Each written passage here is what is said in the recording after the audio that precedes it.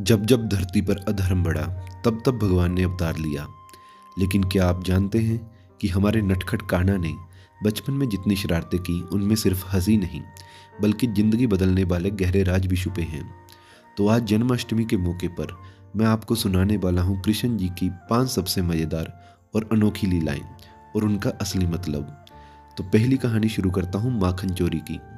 वृंदावन का हर घर माखन से महकता था। जैसे ही मटकी ऊंचाई पर टांगते कान्हा उन्हें अपनी टोली और दोस्तों के साथ मिशन पर निकल जाते। माखन खाकर कान्हा सिर्फ खुद खुश नहीं होते थे, वो गांव के बच्चों में भी उसे बांट देते थे।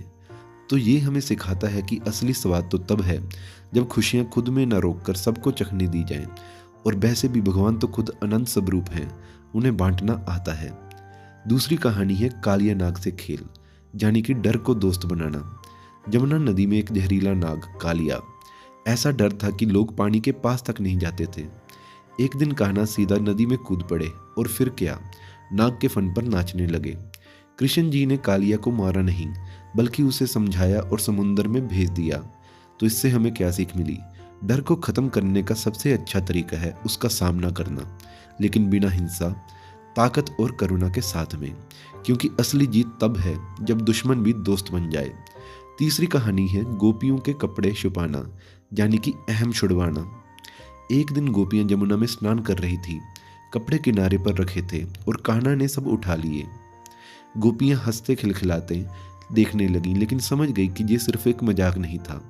कृष्ण जी ने उन्हें सिखाया कि बाहरी वस्त्र और दिखावा असली पहचान नहीं है, असली सौंदर्य तो विनम्रता में है। इससे हमें क्या सीखने को मिला कि जीवन में कभी कभी हमें अपना ईगो और दिखावे को छोड़ना पड़ता है ताकि असली आत्मा सामने आ सके। और कान्हा तो हमेशा लीलाओं में लिपटा हुआ ज्ञान देते हैं। चौथी कहानी है गोवर्धन पर्वत उठाना, यानी एकजुटता की ताकत। एक बार इंद्रदेव क्रोधित हो गए और मूसलाधार बारिश शुरू कर दी। गांव डूबने लगे और कान्हा ने क्या किया, छोटी सी उंगली से पूरा गोवर्धन पर्वत उठा लिया। गांव वाले नीचे आकर सुरक्षित हो गए। ये सिर्फ शक्ति का प्रदर्शन नहीं था बल्कि प्रकृति की पूजा का संदेश था कि हम प्रकृति के रक्षक हैं, शोषक नहीं। इससे हमें क्या सीखने को मिला कि मुश्किल समय में मिलजुल कर रहना ही सबसे बड़ी ताकत है। और कान्हा ने साबित कर दिया कि असली राजा वही है जो अपने लोगों को बचाता है। पांचवी कहानी है उखल बंधन, यानी कि बंधन में मुक्ति।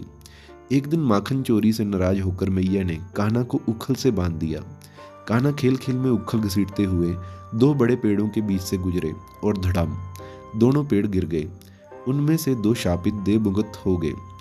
कभी कभी हमारे जीवन के बंधन ही हमारी या दूसरों की मुक्ति का कारण बनते हैं, क्योंकि भगवान के हर कर्म में एक योजना होती है, चाहे वो हमें समझ में आए या नहीं। कृष्ण जी की हर शरारत में सिर्फ मस्ती नहीं बल्कि जीवन के अनमोल सबक छुपे हैं। इस जन्माष्टमी आइए हम भी अपने अंदर के कन्हैया को जगाएं, जो हर मुश्किल में मुस्कुराता है, खुशियां बांटता है और जीवन को माखन जैसा मीठा बना देता है।